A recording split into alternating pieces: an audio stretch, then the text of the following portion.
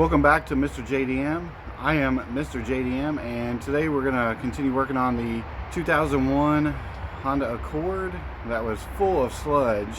Hopefully we get it done today. I'm not feeling real good. My allergies are like super bad, so I'm probably not going to record every detail, but I will record the major things like timing and whatnot, because I want to get this car done today. Yesterday we got the head on. We need to torque it down.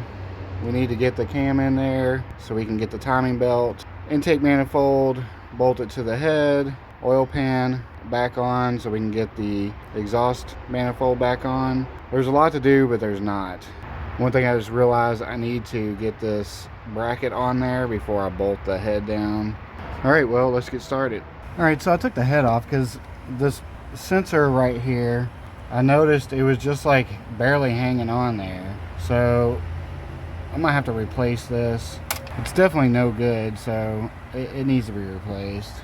I'm not sure what it is. It plugs into here. I don't know if it's an oil pressure sensor, but there was like no oil. It was pretty clean. So I don't know. We'll figure it out. But I got the oil pan surface cleaned up and on the bottom of the block as well. So we're going to go ahead and install this right now. All right, we got the oil pan on there. Hopefully it doesn't leak, but it came with a tube of this stuff.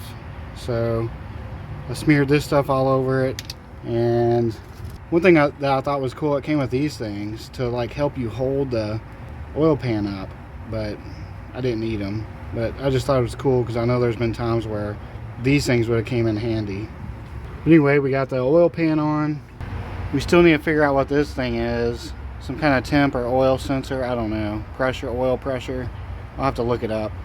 And I'm gonna have to get that before I stick the head back on, just because of where it's at. It's super hard to get to from underneath the car. All right, so the NOx sensor, we have to order a new one. It won't be here till Wednesday. Today is Friday, which sucks because I could have this car done today. And it's really hard to get to with the head and the intake manifold installed. But I'm gonna go ahead and finish putting everything back together and get the NOx sensor installed when we receive it. That way we can just install it and run the car. The NOx sensor is pretty important because it determines detonation.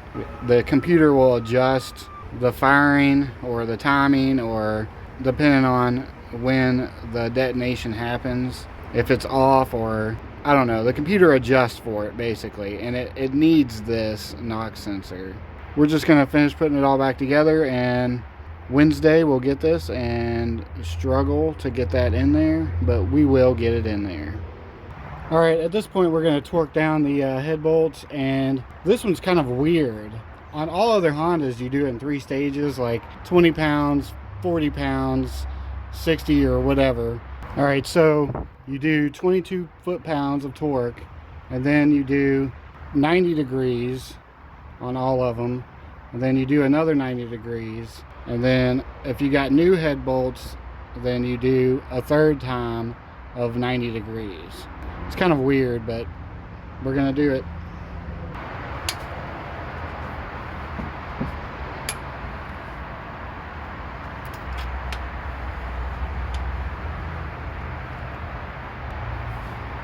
All right, now we gotta do it a third time.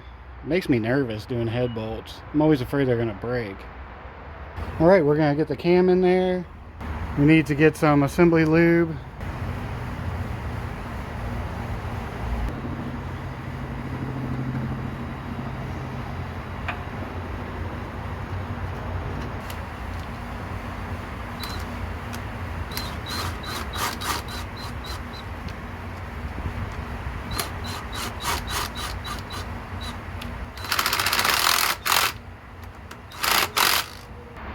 All right, these torque down to, I think it's like 16 and a half or something like that.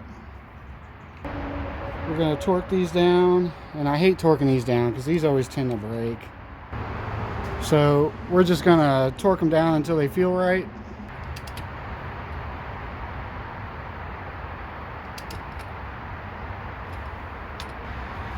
I only got like 4 of them to actually pop on the torque wrench. The rest of them are just sketchy.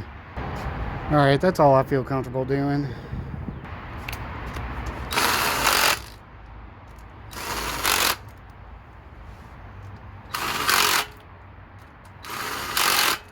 We need to remove the cam gear so we can replace the cam seal.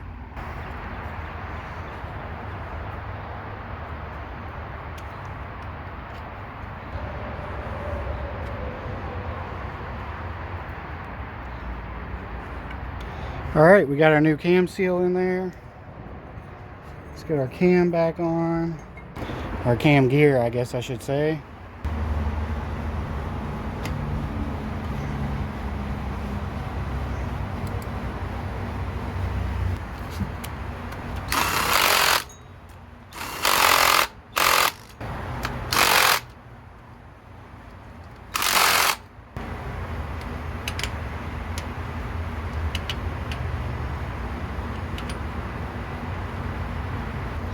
Jesus, I got it set at 12 and those things are still turning. Okay, let's go ahead and get the exhaust done. That way we're done with everything up underneath, other than the knock sensor. I'm not going to film that just because it's a pain in the ass and you saw me remove it, so. Alright, we got the whole exhaust put on. We're going to put the cover plate.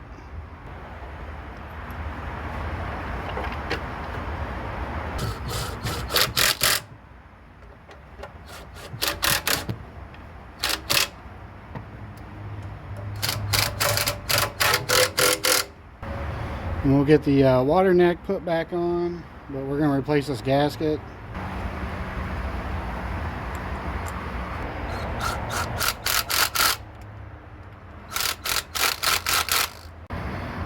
Alright, we're going to try to get the intake gasket on there. I should have put it on there before I dropped the head, because it's such a tight fit in there. Hopefully we can get it in there.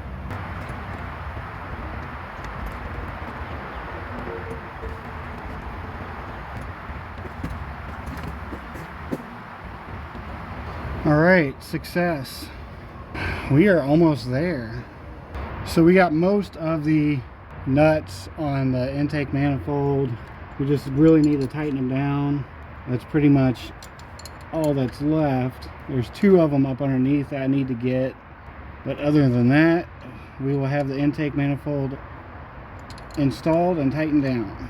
Alright, I'm at a point to where I'm going to start reconnecting everything to the intake manifold. You know, you saw me take it apart, so I'm not really gonna record it all. All the vacuum lines, the throttle cable, and all that stuff, the fuel line, just the usual whatnot stuff that hooks up to the intake manifold.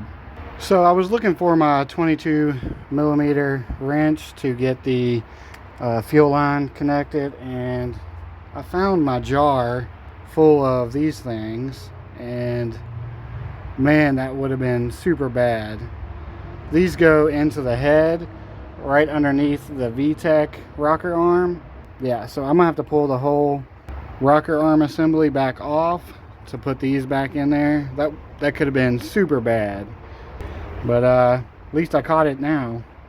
All right, these things go into here. I was wondering why the VTEC rocker arm was like super floppy. And then also when I was unscrewing this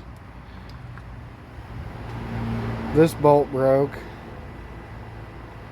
and of course it broke into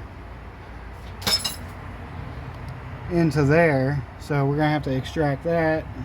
So we were able to get that piece of that bolt out of there, and I did have one spare bolt. I can't find any more, so I'm gonna go to the junkyard this weekend since we have time, because we need that knock sensor, and it won't be here till Wednesday, because at both AutoZone and O'Reilly's it'll be here tomorrow, but it's like over $100, and the dealer has it in stock, but it's over $200, and Amazon has it for $10.99. So I mean, it's just dumb not to wait a few more days. and pay an extra $100 for a knock sensor. But anyway, we need to finish up the rest of the vacuum lines, get all electrical connectors back together, set the timing. But we got time now, so I'm just gonna end this video here. I guess tomorrow we'll pick up where we left off, and I'm behind on editing right now, so I need to do some of that tonight. And but yeah, thanks for hanging out with me, and I appreciate you watching, and I hope I'll see you all in the next video.